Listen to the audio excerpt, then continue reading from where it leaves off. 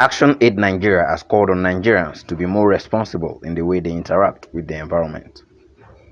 The women's rights manager of the organization, Nkechi Ilochi-Kanny, stated this in a one-day campaign on climate change held in Abuja.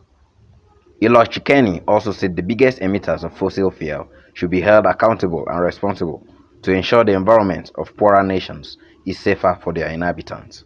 In many ways, we see people throw refuge inside the gutters. Gutters that are supposed to be for drainages, for water to pass through. We see people building houses on waterways. We see people cutting down trees. As Abuja is expanding, it has its own implication and its effect on the climate and the environment.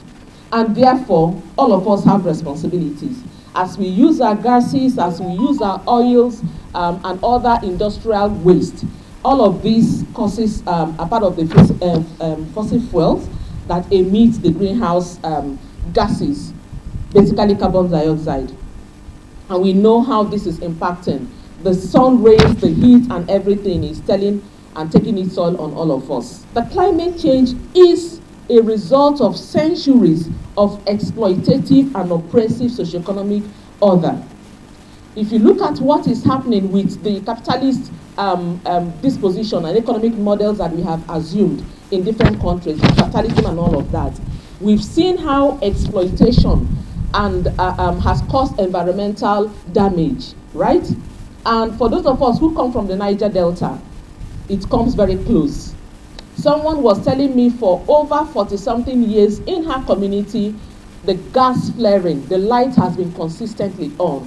And when they were growing up from that young age, they thought it's a special kind of light, it's a special kind of gift that came from God, without knowing that it's an environment. You can imagine for 45 years, over 45, 50 years, light is burning in a particular environment.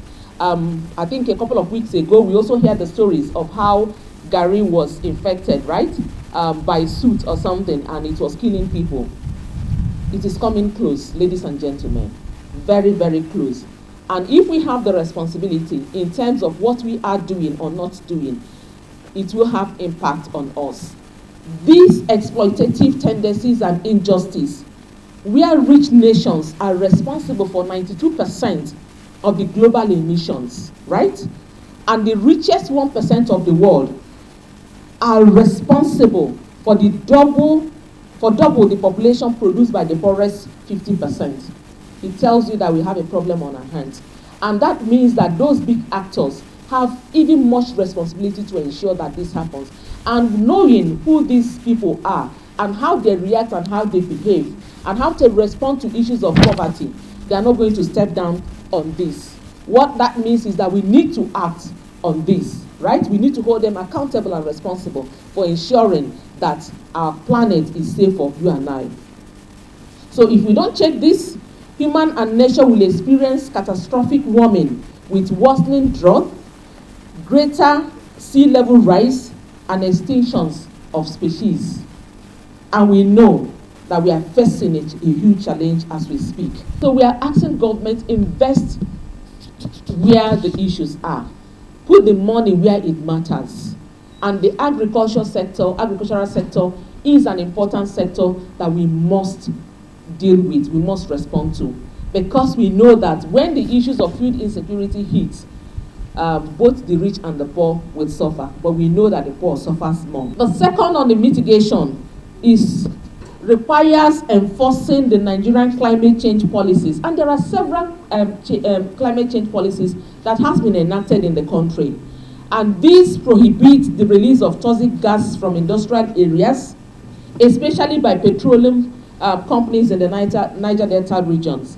These policies include the National Environmental Policy, the National Drought and Desertification Policy, the National Forest Policy, and the National Erosion and Flood Control Policies. Federal government should collaborate with stakeholders in different ministries to ensure that these policies are revised and implemented based on relevant data and current environmental needs and challenges. The legislative arm of the government should also enact laws to ban human activities that contribute towards depletion of the ozone layer. Schools should include environmental education to enlighten school children early about the dangers of climate change and their role in it. The religious spaces should also use their avenues to create awareness on these issues. We must rethink the economic model that encourages exploitation, oppression, and thus resulting in some countries and people getting away with the harm they are causing the earth and our nation. The Niger Delta experience is staring us in the face.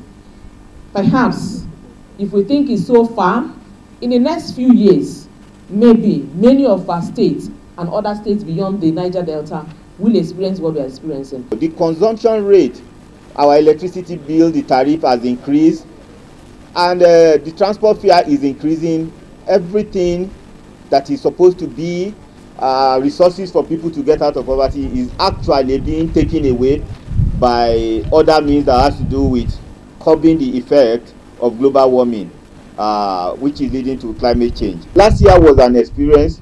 We have a flood in some areas in Kogi State, in Benue State, and a lot of people were displaced. These are effects of global warming, and we are experiencing climate change, thereby affecting agriculture. So every one of us should speak to, like Adesua said earlier, speak to somebody about it. You see somebody burning tires. I saw somebody burning tires around my house. I had to go and use water to quench the fire. So you can't be burning tires in a residential building, even anywhere. There are other means of disposal, waste disposal, than burning. So every one of us has the responsibility to actually speak to somebody about climate change.